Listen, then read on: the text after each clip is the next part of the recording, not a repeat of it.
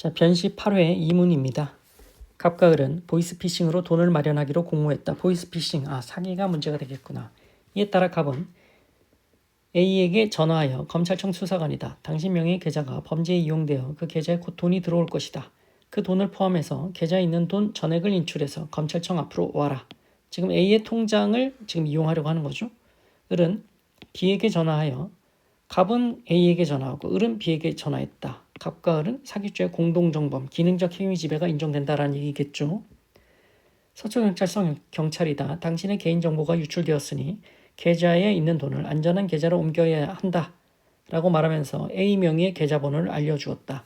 B는 A 명의 계좌로 1,000만 원을 이체했고 A는 그 1,000만 원을 포함해서 자신의 계좌에 있던 전액 1,500만 원을 인출한 다음 갑에게 교부했다. 자,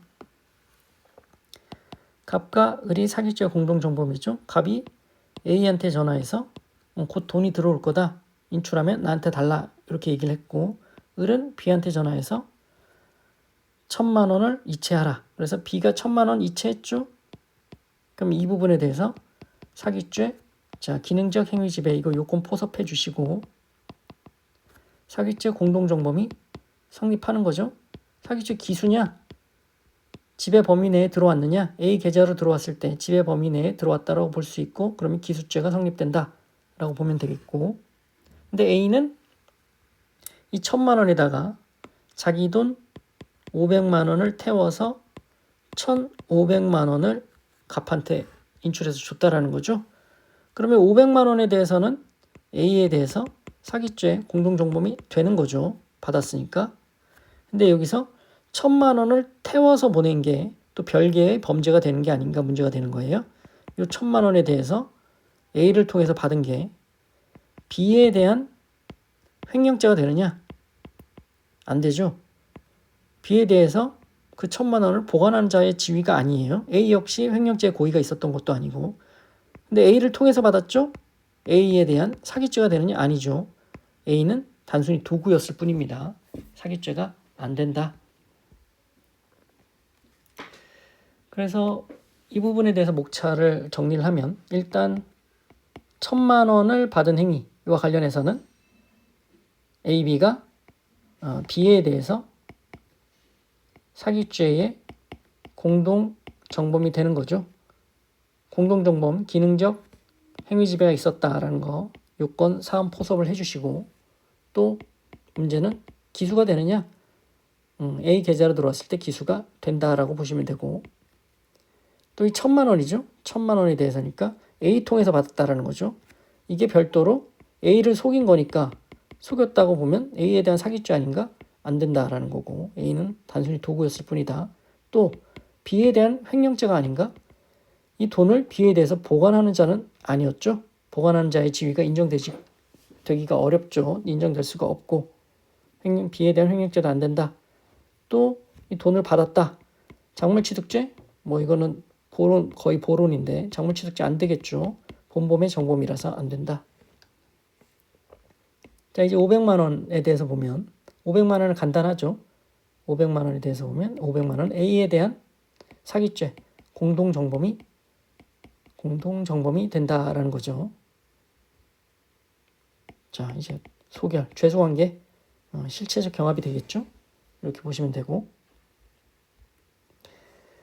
그 다음 사실관계 갑과 을은 범행으로 취득한 1,500만 원의 배분 문제로 갑의 아파트 거실에서 다투다가 몸싸움을 하게 되었는데 왜소한 체격 몸싸움 폭행이 문제 되겠죠. 근데 뭐예요? 싸움이죠. 싸움은 정당방위가 안 되죠. 그래서 둘 다 폭행죄가 되겠구나.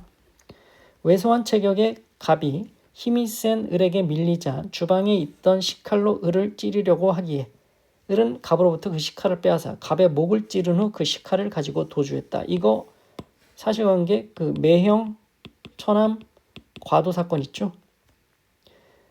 자, 왜소한 체격 갑이 힘이 달리니까 지금 식칼로 을을 찌르려고 하기에 지금 뺏겼다라는 거예요. 식칼 하면 뭘 생각하셔야 되죠? 위험한 물건 하면 특수, 찌른다, 특수 상해죠. 그런데 식칼 빼앗겠다라는 거죠.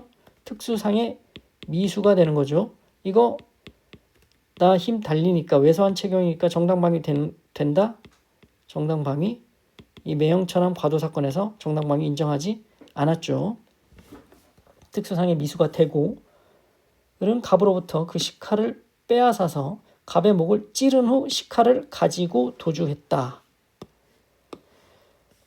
자, 식칼을 빼앗았으면 급박한 상황이 끝난 거예요. 근데 그걸로 목을 찔렀다. 목을 찔렀다. 살인이 문제되겠죠. 미필적 고의. 살인의 결과 발생, 용인했다라고 볼 수 있겠죠. 식칼을 가지고 도주했다. 여기서 이 살인이 찌른 게 정당방위가 되느냐? 판례 있죠. 식칼을 빼앗아서 급박한 상황을 면했는데도 찔렀다. 정당방위, 과잉방위 안 된다라는 판례 있죠. 살인죄가 문제되겠구나. 목을 찌른 후 그 식칼을 가지고 도주했다. 식칼을 가지고 도주했다. 그 식칼은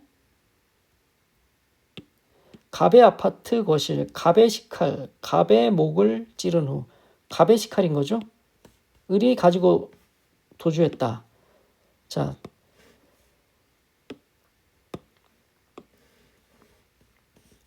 을이 갑의 식칼로 갑의 목을 찔렀다라는 거죠.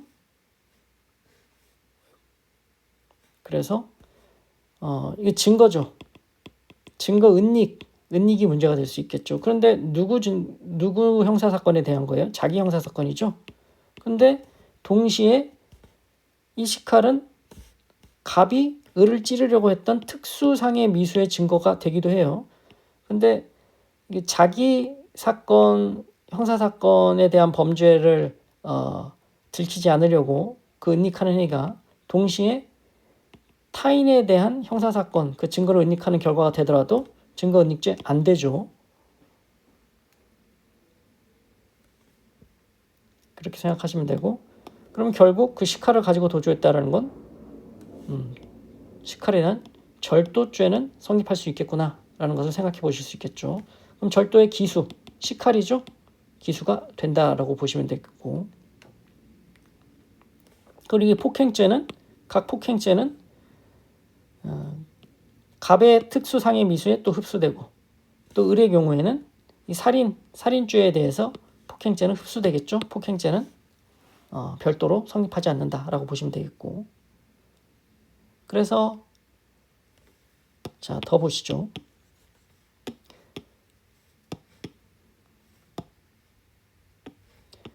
갑의 처 병은 귀가하여 거실에서 많은 피를 흘리며 쓰러져 있던 갑을 발견하고 죽을 수도 있다고 생각했다.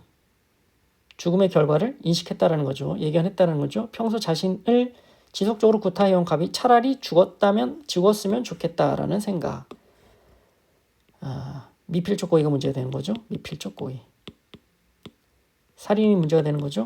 그대로 두고 나가버렸다. 보람의 병원 생각나시죠? 그래서 부작위, 살인죄가 문제가 된다. 자기 의무가 있느냐? 있다라는 거죠. 그런데 다만 왜 그렇게 생각했다라는 거예요? 평소 자신을 지속적으로 구타해왔다. 정당방위가 되느냐? 현재의 부당한 침해가 없죠. 다만 지속적으로 구타해왔다. 예방적 긴피는 가능하죠. 긴급피난. 다만 긴급피난은 상당성 요건이 엄격하죠. 보충성의 원칙, 또 법익 균형성의 원칙.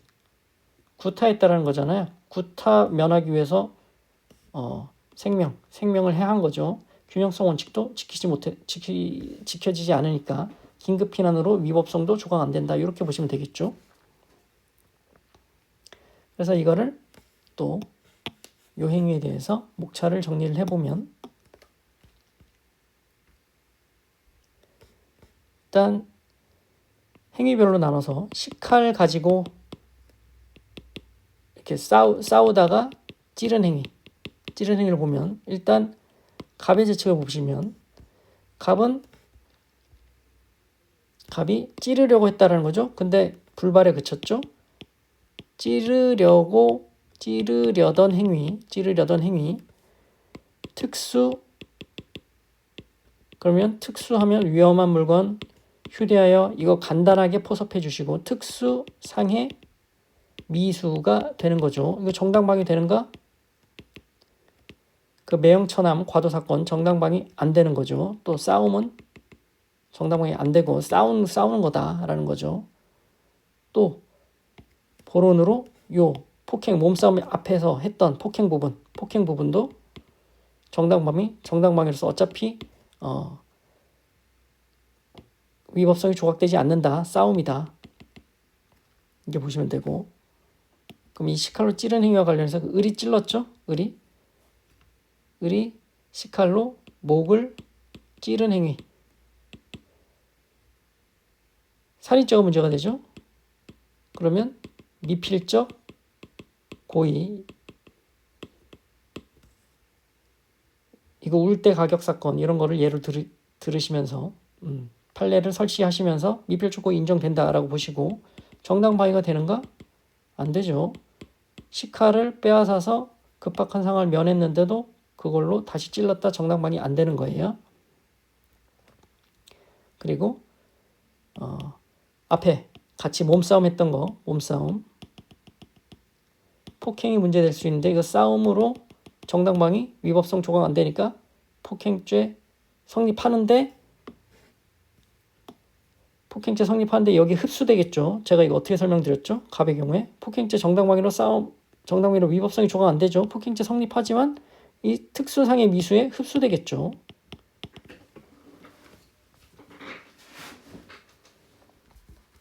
그렇게 보시면 되고, 또 뭐가 문제가 됐죠? 찌른 후에 식칼을 가지고 도주했다. 식칼을 가지고 도주한 행위. 목을 찌른 행위. 식칼을 가지고 도주한 행위는 증거은닉이 될 수 있겠죠. 증거은닉. 근데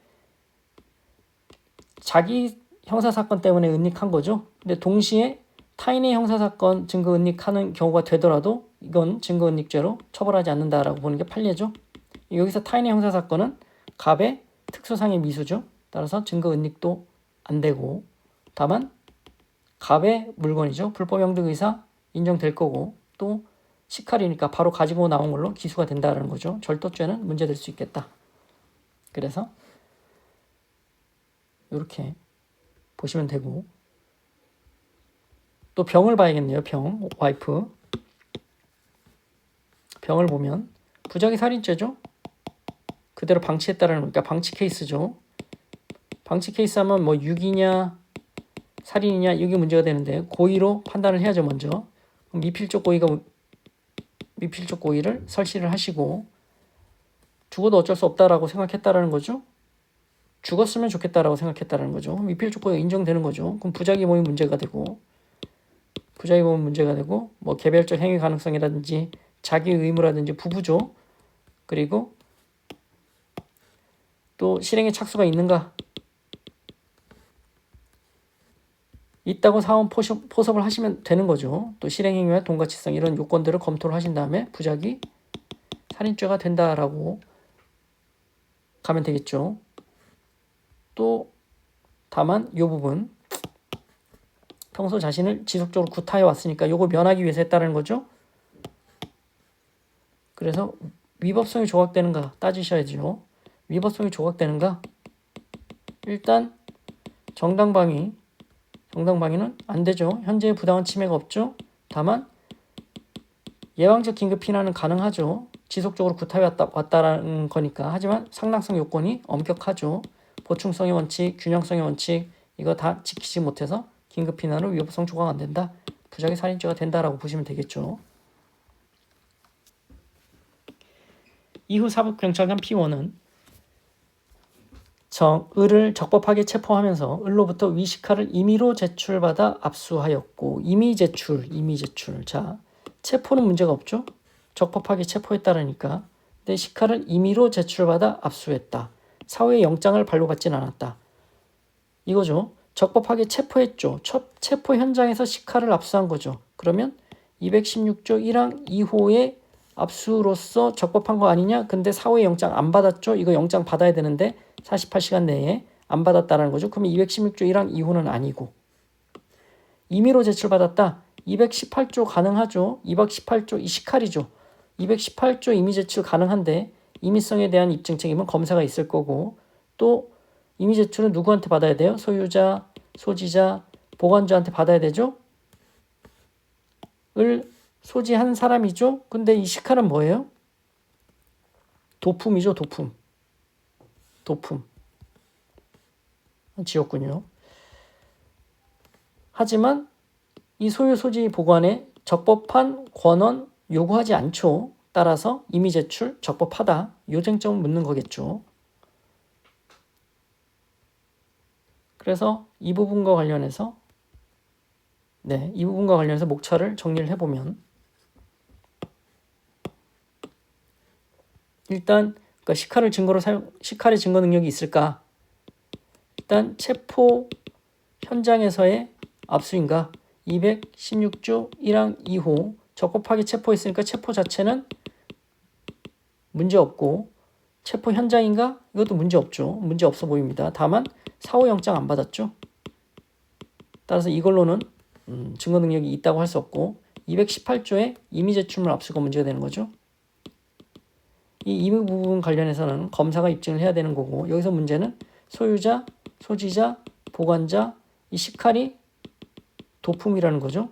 하지만 이 소유 소지 보관에 적법한 권한 묻지 않는다는 것이 판례죠. 따라서 임의 제출물 압수로서 적법하다. 증거 능력이 있다. 라고 정리를 하시면 되는 거죠. 그리고 P1은 을과 함께 현장 검증을 실시하여 검증을 실시했다. 이 현장 검증의 적법성. 지금 체포한 다음이죠. 체포 현장에서의 1항 2호. 현장 검증으로서 가능한 거죠. 혈흔이 남아있는 범행 현장을 사진으로 촬영했다. 자, 사진의 증거 능력. 사진의 증거 능력. 사진 촬영. 비례성의 원칙 지켜야 되죠. 을이 시칼로 갑의 목을 찔렀다라고 진술하면서 진술했다. 범행을 재현하는 상황도 사진으로 촬영했다. 이를 첨부하여 진술 내용이 기재된 검증 조서를 작성했다. 자, 실질적으로 따져야 된다는 거죠. 이 진술과 범행 재현 상황은 실질적으로 피신 조서라는 거죠. 따라서 증거 능력 312조 경찰관이니까 사망에 따라서 당해 피고인이 내용을 인정해야 증거 능력이 있다는 거고 이 사진은 검증 조서니까 312조 6항으로 가는 거죠.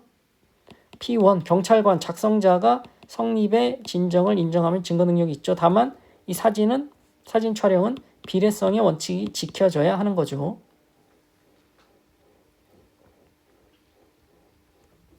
검증도 216조 1항 이후로서 특별한 문제는 없어 보이고 그래서 이것과 관련해서 또 목차를 잡아보면 일단 현장 사진과 관련해서 현장 사진 검증이 적법한가 일단 검증은 체포 현장에서 216조 1항 2호요. 특별한 문제 없어 보인다. 체포되었으니까 또 사진 촬영이죠. 사진 촬영의 비례성 원칙이 지켜져야 된다. 간단하게 적시를 해주시면 되고 또 이 부분은 검증 조서니까 300 전문 법칙으로 하는 거죠. 위수중 파트 보셨고 전문 법칙으로 하는 거죠. 312조 6항이죠. 작성자인 경찰관이 성립의 진정을 인정하면 증거 능력이 있다라는 거고 자 범행 재현 사진 또 자백 진술 이거 뭐 학설도 있고 판례도 있는데 어떻게 본다는 거예요? 실질적으로 따지라는 거죠. 실질을 따지라. 실질을 따지면 312조 3항의 사경 작성 피신 조서로서 따라서 내용을 인정해야 증거 능력이 있다는 거죠.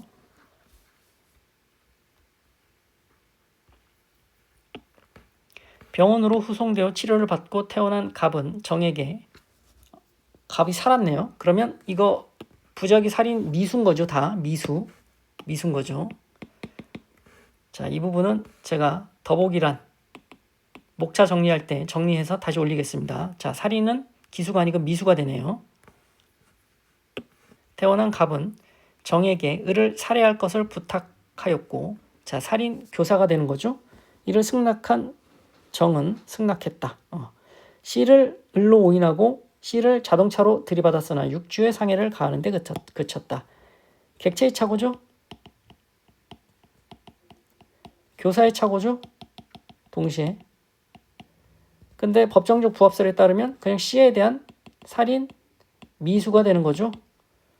자, 정은 살인 미수가 되겠고 죽이려고 했는데 상해밖에 못 가했으니까 상해죄가 되는 게 아니죠. 살인 미수죄가 되는 거죠. 다만 이 교사범은 착오죠. 이거 자, 원칙적으로는 적게 범한 범죄의 교사범위 되지만 그 예비 음모죄가 교사했던 범죄의 예비 음모를 처벌하고 이게 중한 경우에는 예비 음모와 실행한 범죄, 이거 무슨 범죄가 실행됐죠? 자동차로 상해를 가했다라는 거죠. 특수 상해인 거죠. 자, 자동차로 들이받았다. 특수 상해, 위험한 물건을 휴대하여, 이것도 간단하게 검토를 해두시고, 그래서 특수 상해에 해당하고 특수 실행한 범죄, 특수 상해 교사의 상상적 경합이 되죠. 갑은 누구에 대한 거예요? 또 이 객체의 차가 부분에 대해서는 C에 대해서요. C에 대해서 정 역시 C에 대한 살인 기수가 되는 거고, C에 대한 살인 예비 음모 플러스 특수상해 교사 상상적 경합이 된다라는 거예요. 자, 이 부분을 목차로 정리를 해보면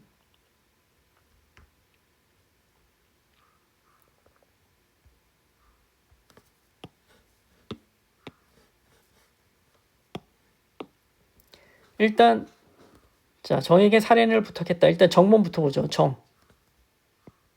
정범이요. 정범은 일단 객체의 차고 있는 경우죠. 객체의 차고. 뭐 학설들이 있는데 법정적 부합설을 따르면 C에 대한 살인 미수가 된 거죠. 이건 별 문제 아니고. 그럼 갑에 대해서 보자는 거죠. 갑 살인 교사 했죠.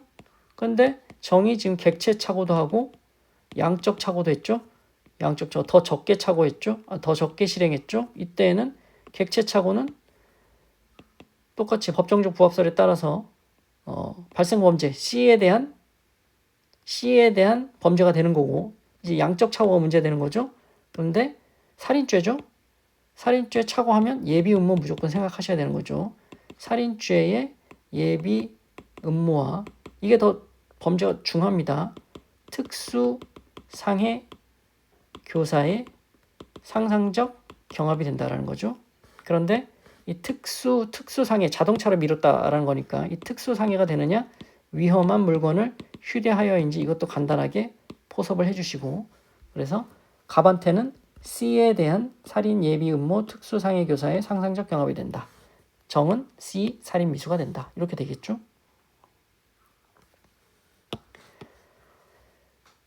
신고를 받고 출동한 경찰관 P2가 정을 적법하게 체포하여, 체포에는 별 문제가 없다라는 거죠. 그 인적사항을 확인하자 정은 자신의 친형 D의 운전면허증을 제시했다. 뭐예요? 공문서 부정행사죄. 정은 피신 받은 후에 P2가 작성한 피신 조서를 교부받아 열람하고 그 조서 말미에 D 명의로 서명 날이다. D 명의 사서명 위조. 다음 P2에게 건네주었다. 위조 동행사죄가 되겠죠.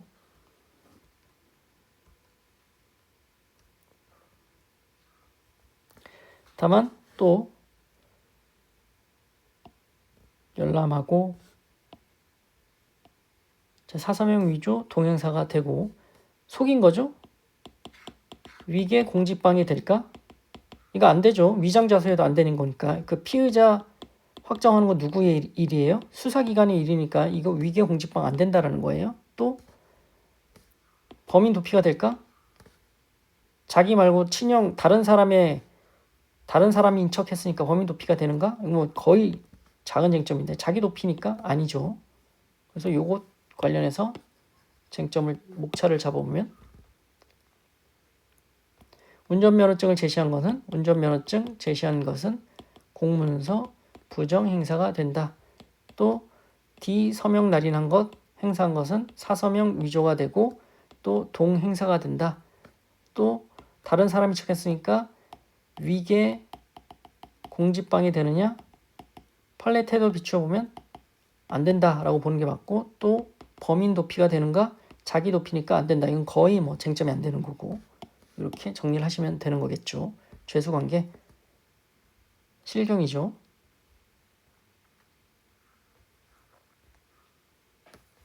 갑을병정의 죄책은, 자, 더보기란의 목차를 보시고 공판 과정에서 검사는 시카를 을에 대한 유죄의 증거로 제출했다. 을은 부동의했다. 시카를 유죄에 대한 증거로 쓸 수 있는가? 아까 그 문제죠. 체포 현장에서의 압수 안 되고 임의 제출물 압수로서 되는데 이 시카는 도품이다. 을은 적법한 권한 필요 없다. 소유자, 소지자에 대한 임의 제출물 압수로서 증거로 쓸 수 있다. 이렇게 보시면 되는 거고. 공판 과정에서 검사가 이 검증 조서를 을에 대한 유죄 증거로 썼다. 부동의했다. 현장 사진과 범행 재현, 자백 기재 진술을 증거로 쓸 수 있는가? 현장 사진은 쟁점이 자 사진 촬영의 비례성 원칙 또 검증이죠. 지금 일단 검증이 적법한지 봐야 되죠. 216조 1항 2호 체포 현장에서의 검증으로서 적법하고 사진 비례성 원칙 지켜서 촬영해야 되고 또 검증 조서니까 312조 6항 누가 작성한 P1인가요? 경찰관이 작성해서 성립의 진정을 인정하면 증거 능력이 있다. 범행 재현 사진과 자백 기재 진술은 별도로 봐야 되죠. 이거는 실질적으로 따져라. 학설들이 있다. 쭉 쓰시고 실질적으로 따지면 경찰 작성 피신 조서다. 피신 조서 312조 3항이다. 피고인이 나와서 당해 피고인이 내용을 인정해야 증거 능력이 있다라는 거고.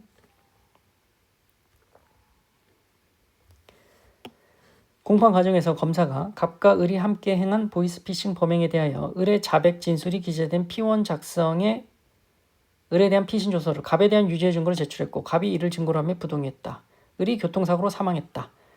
자 이거죠. 312조 1항이죠. 1항의 검사 작성 피신 조서의 그 의미를 묻는 거죠. 이 피신 조서에는 공범 피신 조서도 포함되고 따라서 이 공범 작성 피신 조서를 당해 피고인에게 유죄 증거로 쓰려면 이 당해 피고인이 내용을 인정해야 되는 거죠. 당해 피고인이 내용을 부인하면 공범 작성 피신 조서 날라갑니다. 그래서 지금 공범이 을이라는 거죠. 을 검사 작성 을 피신 조서인 거죠. 근데 이거를 갑에 대해서 쓴다는 거죠. 당해 피고인 갑에 대해서. 근데 갑이 지금 부동의하고 있다는 거죠. 그러면 증거 능력 없는 거예요. 을이 교통사고로 사망했다. 을이 진술불능이라서 314조가 적용되느냐 요거 묻는 거죠. 적용될 일이 없는 거죠. 왜? 당해 피고인 갑이 내용을 부인하면 증거 능력 없는 거니까 얘가 나오든 말든 진술불능이든 말든 문제가 안 되는 거예요. 따라서 314조 적용이 안 된다. 이거 판례 있죠. 그 당연한 결과로 314조가 적용 안 된다. 이런 얘기죠. 만일 P1이 이 사실관계에서와 달리 을을 체포하지 않고 임의 동행을 요구하며 동행을 거부할 수 있지만 거부하더라도 강제로 연행할 수 있다. 라고 말하면서 을이 명시적으로 거부 의사를 표시하지 않고 P1을 따라 경찰서에 도착하여 범행을 자백하는 진술서를 작성했다.